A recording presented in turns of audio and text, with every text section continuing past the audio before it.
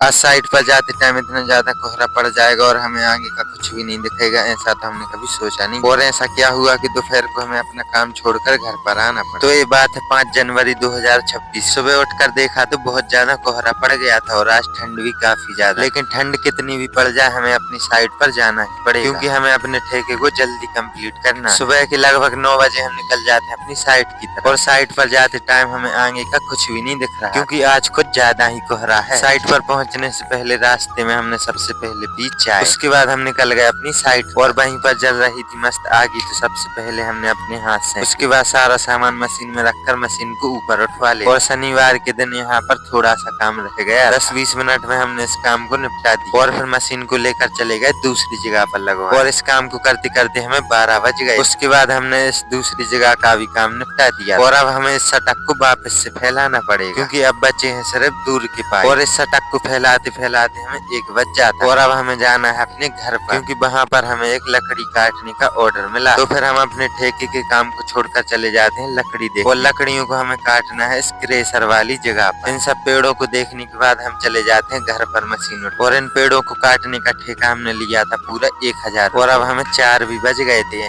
फिर हम घर पर पहुंचकर लकड़ी काटने वाली मशीन को उठाकर पहुंच जाते हैं सीधा पेट्रोल पंप। गाड़ी में और मशीन में पेट्रोल डलवा कर हम पहुंच जाते हैं वहीं पर जहाँ हमें लकड़ी काट, और फिर हम लग जाते हैं लकड़ियों को काटने। लकड़ियों को काटते काटते हमें शाम के 6 बज जाते।